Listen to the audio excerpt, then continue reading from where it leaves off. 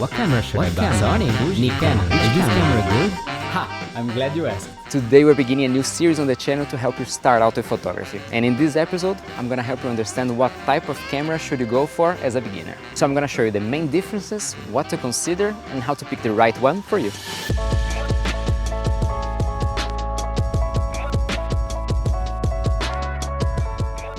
Hi, I'm Henry, a Brazilian photographer living in Italy, and in this channel we talk about photo, video and tech. So if you're new here, know that my videos are always split in chapters to make it easier for you, and the links to every product that I mentioned and to download all the raw files from every image we take during this video are gonna be in the description below. Okay, so today we got quite a collection to compare. We're gonna begin with compact cameras. We're gonna put a bridge here that I don't have, but we're gonna talk about it. They're similar to the compact ones. We got entry-level cameras and professional cameras like the one that I'm recording right now. And there's one main difference between them, and no, it's not the size, and no, it's not the amount of megapixels also. And it is something so important that affects everything, from image quality to low light capability, and even how much the camera can blur out the background. So mainly the difference is the sensor size, and let me show you what is this. Now inside every camera or even smartphone on the planet, there's going to be something, a rectangle, that is called the sensor, and it's there exactly to receive the light that comes from outside through the lens and transform it into digital information, which is your picture properly. Now the higher level you go and the better sensor you get, you're gonna begin seeing differences, especially in the transitions between colors. They're gonna be much smoother. When you're trying to edit a picture, you're gonna be able to recover much more from highlights and from shadow parts in case you had a very different scenario in which you had something really bright and something really dark at the same time. You're gonna be seeing sharper images, and in the case in which you actually want to blur the background, you're gonna be able to do it much easier. But now there's one thing, it's totally different comparing cameras in a perfect lit environment in which there's no challenge actually to the cameras, and totally another when you begin to expose them to more complicated situations. Now the real challenge is night shots, and here you're gonna be able to see really clearly the difference between cameras and their sensors, especially because if you notice the darkest parts of an image, you're gonna begin to see noise, which are these very weird black dots that appear everywhere. So just to have an idea, an entry-level camera has a sensor that is 13 times bigger than a smartphone, and a professional camera around 3 times that. So features are definitely different, but image quality goes up with the bigger sensors. Together with the learning curve, you need to operate it. Okay, so first up we got the compact cameras. They are very small, lightweight, they are very easy to carry, and they come with this lens that is good for absolutely everything. You can do wide shots and you can also zoom in quite a lot. And at first you might think, wow, this is perfect. You don't need to have another lens to do anything, right? Yeah. But there's one problem with this. Being like that, this lens is good for everything, but also it's not perfect for anything. Now, if you're into learning photography, this camera is gonna be just enough. You're gonna be able to have full manual control, meaning that you can change the exposure, aperture, everything that you learn in the first steps in photography, you're gonna be able to do with this one, apart from the fact of the lens that you won't be able to change. Now regarding the price point, it's where it gets a little bit tricky, because these cameras, they pack a lot of features to try to put up its value.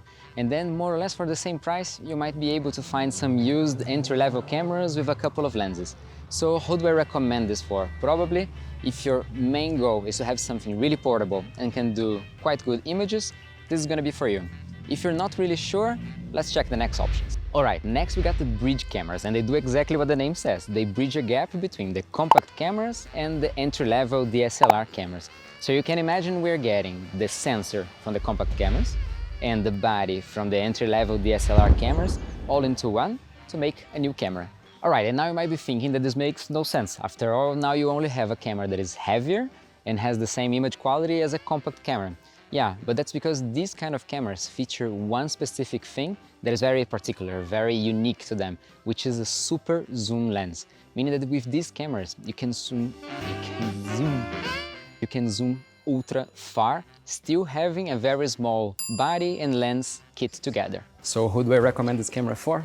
Zoom lovers, that's all.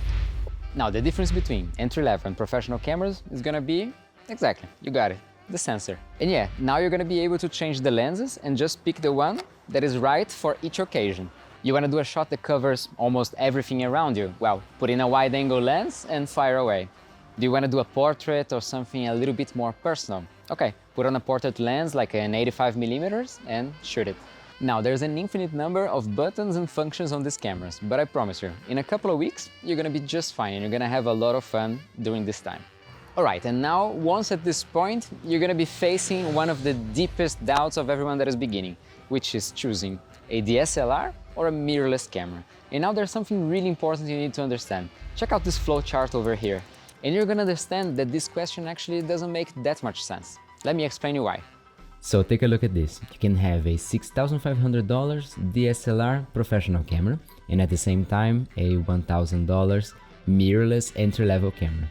And we can also have an entry-level DSLR camera for $700 and a professional mirrorless camera for $6,500. So this proves that what matters is not if they are mirrorless or DSLR, but if they're entry-level, professional, and how many features they pack. Now actually the main difference you might have guessed already, and it's quite obvious. In the DSLRs you have a mirror inside, like this one. And in the mirrorless, well, you don't have it. But okay, now seriously, there's a bit more to it. So here's how it works with the DSLRs. The light is coming through the lens, it's hitting that mirror which has an angle, coming up, hitting another one, and coming back out here on the viewfinder. So actually when you're looking through the viewfinder on a DSLR, you're simply looking through the camera and seeing what the camera sees. Now on a mirrorless, since you actually don't have the mirror, what you're seeing is what the sensor sees. Light is coming through the lens, hitting the sensor, it is understanding what that image or what that light is, and it's showing you on the viewfinder. It's kinda like what you would see, but on the back LCD of a DSLR. Now, one of the advantages that people usually grant to DSLRs is that they last a little bit longer, their battery life is a little bit better, because on a mirrorless, you actually have to stand two screens on at all times, otherwise someone can't even see what the camera is seeing to be able to take a picture. Although these days you can actually find mirrorless cameras that last more than DSLRs, also because there are other factors in this, like the power consumption of the camera, how good the battery is. Now, because of this electronic viewfinder on mirrorless, there are two features that I use all the time and that I really recommend to people, which is the possibility of being able to see actually the final picture when you're looking through the viewfinder. Since it's not optical, you're not just seeing what's in front of you, you're seeing what the camera is interpreting after seeing the configuration that you did on it. Let me show you.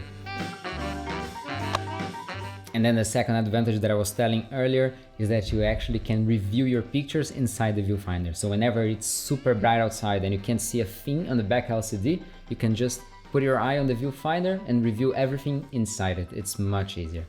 Now, which one would I recommend to you? Well, with both of them, you're gonna be able perfectly to learn photography with no problems at all. If you want something a little bit more future-proof, probably the mirrorless is the way to go, since it seems to be where all the brands are focusing a little bit more right now. And some brands like Canon, for example, are making lenses already just for their mirrorless lines, and they can be adapted already to other ones, but it will never work as well as in their native kind of cameras. Alright, so now I think you learned which is which, and you're gonna be able to do a much better research. Now, in the upcoming episodes, we're gonna break down all the specs of a camera. We're gonna begin talking about lenses, about the types of photography and which cameras are more suitable for one or the other, and I'm gonna give you specific recommendations for each price range.